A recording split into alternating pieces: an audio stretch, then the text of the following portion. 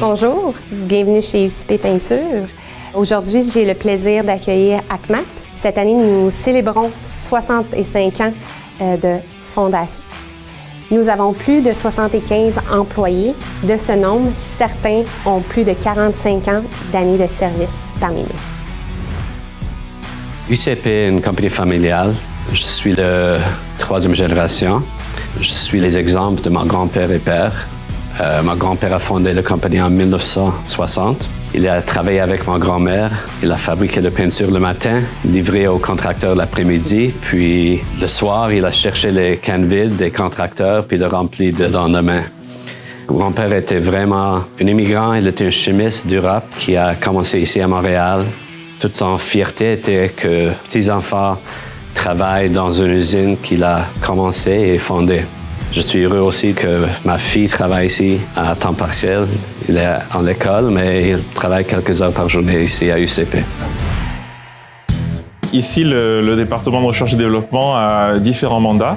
Donc, le principal, évidemment, c'est de formuler des peintures de haute qualité.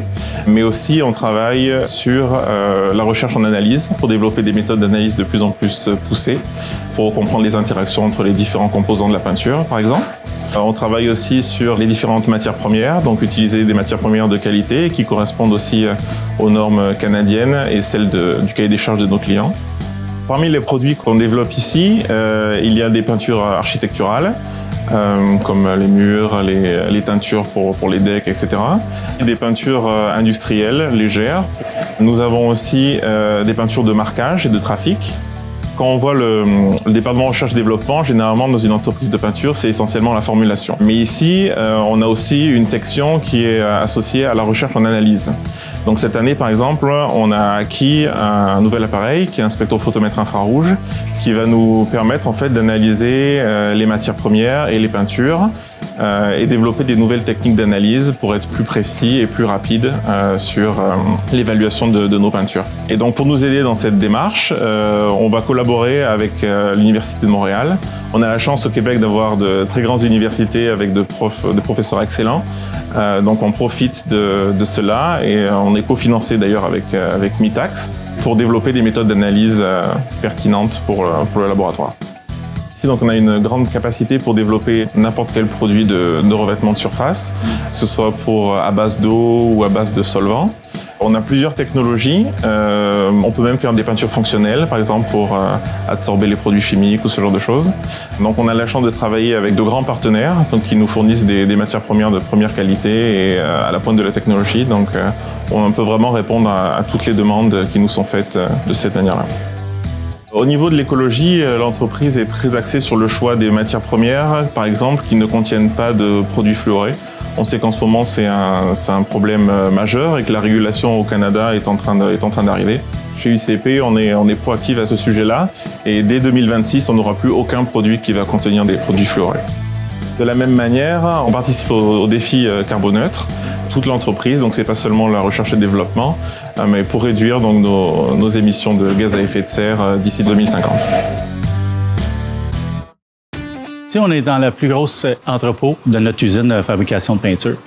On a deux entrepôts où on garde des produits finis. Un entrepôt qui est ici, qui a seulement du latex.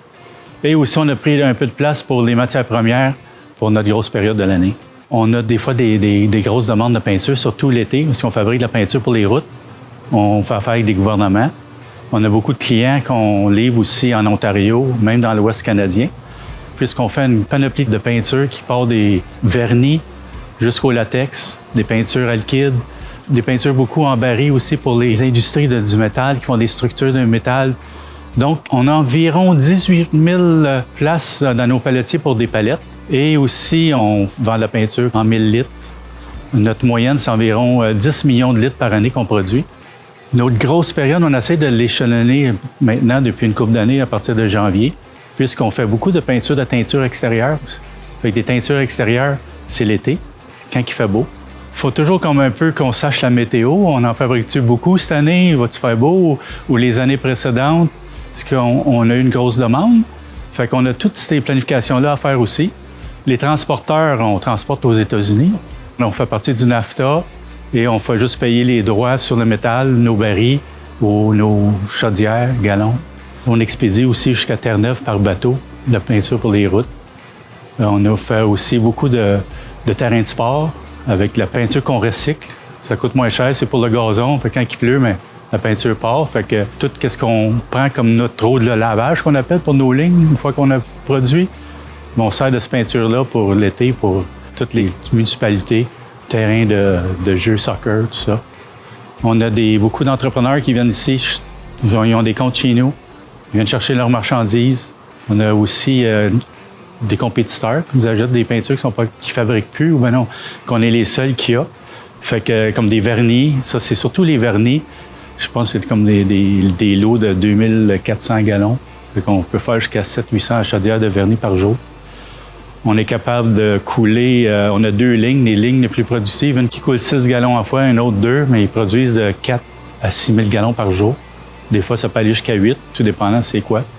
Tous les récipients qu'on remplit, c'est tout par le poids. Le poids, c'est ce qui est le plus précis.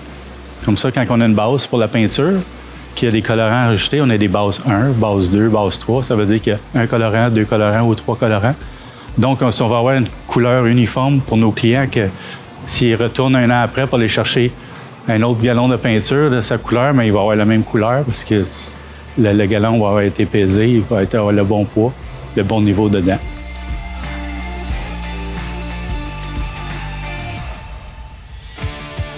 I would say what really distinguishes us from the competition is that we put our all, from research and development to the finished product, into everything we do. We've been privileged to provide Canadian Tire with a private label program for almost close to 10 years now, and it's as if it's our product. We don't have our own branded products. Everything we do is really for our clients, whether it's a specialty product that goes on highways, it's all about what the government needs, or it's a retailer's product. Our concern at every level is what is best for our clients.